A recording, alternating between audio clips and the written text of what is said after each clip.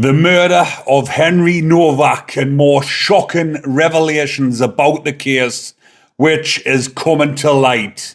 And it has been described in one of the articles that I read as incredible, but the word I will use is absolutely diabolical. Because Gurpreet Digwa, that absolute wrong'un who murdered 18-year-old Henry, his brother Gurpreet Digwa, is not facing further charges, which is absolutely, like I've said, diabolical. But Gurpreet Digwa, a few people are asking his whereabouts. Is he in? Which prison is he in? As far as I know at the moment, I'm not sure exactly which high security prison Digwa has been placed in because the authorities are keeping it top secret for the simple reason that he is so high profile and he will become under attack. Because there's people inside the system that would love to take out some justice and act out their own fantasies on Digwa, i.e. napalm, i.e. Mosbars. Mosbar rhymes with scar, prison slang for a slice. Now, I did do a video last week letting everybody know because it was circulating on Facebook that Gurpreet Digwa had already been attacked inside of prison. And I come on to tell you that it was false because I knew everything about the story. What they were saying was absolutely false. It was just rubbish made up by someone online and it went viral. So I came on to let everybody know that it was absolutely bull. So that was put that to bed. Gurpreet Digwa has not been attacked inside of prison as of yet, but he is on Rule 45, which is protection, or 43 or 45. I think it's 45, where they go on to the bacon wings. He is on protection. As you could quite imagine, the screws, the governors will be saying to him, there is threats against your life. You need to go on protection. And like I said in that last video, he wouldn't have put up a fight. But I'll just go and read out a bit of this article. Fury over decision not to bring charges against his brother, which is, like I've said as well, absolutely diabolical. It says here the decision not to charge the brother of Henry Nowak's killer after he falsely accused him of racism and being the aggressor was branded incredible. A leading lawyer believes Gurpreet should have been prosecuted for perverting the course of justice at the very least, which he obviously should have. He could have even been tried on joint enterprise because there is no evidence to say that he was there or that he wasn't. When his brother, the reason why he's getting away with this is because he's saying he arrived on the scene after Henry had been stabbed and he took what his brother said as gospel. He's trying to say Digwa, his brother, Vikram, had said to Gurpreet, I've been attacked. This was a racist attack. He's knocked me turban off me head. And they've believed it. They haven't even tried him for it. There was no witnesses on site that witnessed the attack. There was no witnesses there that seen who was there. But there was also no witnesses to say that they weren't there. It's absolutely diabolical. It should have been joint enterprise. There's many a decent lads languishing in prison on joint enterprise who were obviously there when murders took place, but they didn't know their friend was about to murder somebody. And they're sitting in prison doing 20 and 30 year long life tariffs. So, Digwa and his brother, you're telling me, or they're trying to tell us that Vikram didn't say to his brother, even if he did arrive on the scene afterwards, he's trying to say he didn't know he'd been stabbed Henry, they stood and watched Henry for half an hour. He knew he'd been stabbed. If any blind man can see that, he knew he'd been stabbed. He was the one, that rang the emergency services.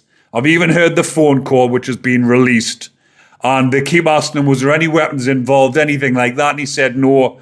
And he's the one blagging it. He's the one that said, shit, Vikram, you're in serious trouble. You've stabbed him. He's now dying. I'm going to ring the emergency services and concoct a story and try and get you off and say that you've been attacked. And there's going to be no charges brought, no perverting the course of justice, no joint enterprise, no nothing. Absolutely diabolical. So, Hampshire police did not ask the Crown prosecution to consider any case whatsoever against Gurpreet over Henry's murder. Hampshire police, I already said in the last couple of videos that I've done about this, they need to be on the chopping block as well. What they done to poor Henry whilst he was laying there dying, choking on his own blood, when he is saying, I can't breathe, I've been stabbed. I don't think so, mate. And then they're not going to bring any charges. They haven't even put it to the Crown Prosecution Service to consider any case whatsoever. Absolutely diabolical. As if them wronging coppers haven't done enough damage. They now haven't even put they haven't even put a case in to the CPS about this. Gurpreet watched as police handcuffed fatally injured Henry, who had been stabbed 6 times with an 8-inch Sikh ceremonial sword. Gurpreet had told police, we've been racially attacked by a white person before officers wrongly arrested Henry as he lay dying. He said, we are restraining him now because he has attacked my brother and taken his turban off, and he was recording some shite on his phone. But claims Henry had launched a racist attack were later revealed to be a wicked lie. So why isn't he getting prosecuted? It is absolutely outrageous and diabolical, and I cannot believe this is actually happening, as if it isn't an absolute farce to start with. The way they handled the case, the way they handled poor Henry. Now, they're not even putting a case to the CPS against Gurpreet. Like I've just said, and like I stated previously, what says Gurpreet wasn't on the scene when he done this? He could have been there. He could have been partly. Could have been a witness to the stabbing. Could have been involved. Could have egged his brother on. He's somebody that loves weapons, that's been involved with weapons. And miraculously, he arrived on the scene after Henry had been stabbed and rang the emergency services and made up this bullshit story. And he's not even going to face any charges for falsely claiming Henry had been racially abused by him and his brother. We've just been attacked racially by some white person. This is what Gurpreet said. And it's been proven to be a wicked lie. So why the fuck is he not facing charges? But what they have tried to do, here's a but, they're saying he is facing charges. These are the charges he's facing, active weapons charges. Just to make it look like they're doing something. 6 counts of possessing an offensive weapon in a private place. 2 counts of possessing a knife blade or a sharp pointed article in a public place. 1 count of possessing an offensive weapon in a public place. 1 count of possessing a prohibited weapon. The recovered items include an air rifle, an axe, a kirpan, a flick knife, a machete, and an extendable baton. Gurpreet remains on an unconditional bail, and the proceedings have been adjourned until a subsequent hearing scheduled for the July the 9th, 2026. But guess what? All of these charges don't mean jack shit, because this is when they raided the house. After Henry had died, then they knew that Vikram was the suspect. He had done that to poor Henry. They went and raided the house. This is where they obviously found the murder weapon, which his mother went and tried to hide, which she didn't do a very good job of. And all of these other weapons were found in Gurpreet's room. So all of these counts where it's saying possessing an offensive weapon in a public place, these articles were all found in the house. He's probably bought them online. They've been delivered to the house. Or this is what he could say. This is what his statement will be. I bought these online. They can't prove otherwise. They got delivered to the house. He's never had them outside the house. So the charges do not go anywhere in the court of law. They're bought online. You can buy an air rifle. Air rifles aren't banned. You can buy an axe. You can have a Kirpin. You can even have one in public. You can get a flick knife. You can buy a machete online. And an extendable baton. All available online. These charges won't go anywhere. An extendable baton, I'm not sure about them, if it's one of those police truncheons, what they're not supposed to have, which could be a prohibited weapon. So there'll be a charge for that, which won't get dropped. But guess what? It'll be nothing. And they've tried to make it out to be worse than what it is by saying he's still got 10 charges to face. These charges aren't jack shit. The other charges, like I've just said, where it's perverting the course of justice and lying about these phone calls. And like I've already said, what's to say he wasn't there and was part of the attack? It is absolutely ludicrous. So it did go on to say this as well. Gurpreet had also insisted to the 999 operator there were no weapons involved, despite both brothers carrying Sikh ceremonial knives. This is one of the charges actually, because he had a knife on him, Gurpreet. So if these were known to carry weapons, he would have known that his fucking brother has used a knife. There should have been a trial for him, if you ask me.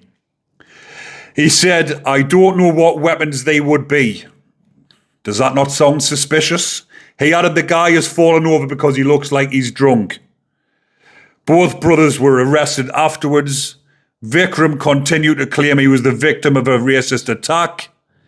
Officers later placed the siblings together in a police van where their conversations were covertly recorded, and they were heard speaking in Punjabi. Vikram admitted to stabbing Nowak multiple times, including in the chest, and the brothers appeared to agree on claiming Henry was stabbed in self-defense.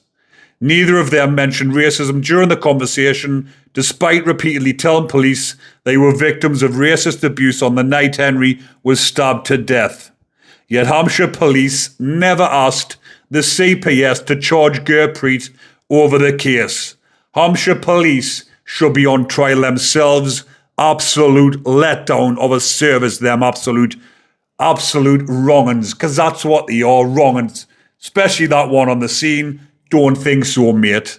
Well, guess what, mate? You should be in the court of law yourself to face the charges of letting down poor young Henry. But will you face any charges? Will you shite? You'll be back on duty doing what you do best, picking on the vulnerable, you absolute bacon. But as you can see, I'm infuriated by this because it's an absolute travesty the way it was handled. And now, even more heartache for Henry's family, knowing that his brother isn't going to face any charges and that he hadn't done anything wrong. Of course he fucking did. But getting back to Vikram, he's on protection. He will surface at some point, and somebody will get a hold of him at some point. And like I've said in the previous videos about what will happen to him inside of prison, the only thing that will happen to him, or the only thing that will save him, is if he joins up with the Brotherhood and he converts to Islam, and he'll be protected in the high security prisons. But they have, wait a second till I find this one as well, because the prosecution has put in a case to have it referred to the Court of Appeals to have the sentence increased, and it has done. That went through successfully, and the judges will be deciding on whether or not his 21-year life sentence was unduly lenient. The way the case was, a lot of people will say that a 21-year sentence was unduly lenient when he tried to frame poor Henry for a racist attack. So there is that aggravating feature, and I do believe, because it's also in the public interest and the public are outraged, when this goes up, them judges in the High Court and the Court of Appeal will think we need to increase this sentence just to ease the pressure from the public, because there's a massive backlash and there's a fury over the decision not to prosecute his brother. But I just thought I would bring that to your attention, because there's a few people been asking, and I have had a few emails, and I have got quite a lot of videos to get through this week and next week. But I did think that this was quite an important video, because it's a follow-up from the other videos, and people are wanting to know where Vikram Digwa is. He'll be either in Whitemore, Wakefield, Full Sutton, Franklin, or Long Lawton. That's where that horrible piece of dirt will be hiding on the protection wings. But like I've said, the only saving grace for him is if he gets converted. But like I say, he is a Sikh, but that doesn't mean he won't seek out Islam. That is the only way he will be saved. He might be disowned by his family if he does it, but he'll be saving his life in the process, because he will be shitting himself inside the high security estate, watching his back continuously. Screws telling him, you are in for a rough ride, you're going to be attacked, so watch your back, go and live with the Bacons, live your time in amongst the horrible wrong'uns on the protection wings. But I'm going to leave that one there for now, people. I will keep you updated. I have got a video coming tomorrow about the death of poor Preston, the young child, the baby rather, that was taken by his adoptive parents. I'm going to do that video tomorrow, people, so keep watching the channel for that one. And if there is any more videos that you would like us to cover, drop it in the comments section, people, and I'm sure to get round to it. But I'm going to leave that one there for now. Hopefully you are enjoying the content still. And if you are, remember to comment, like and subscribe. Take care, everyone. But most importantly, stay safe.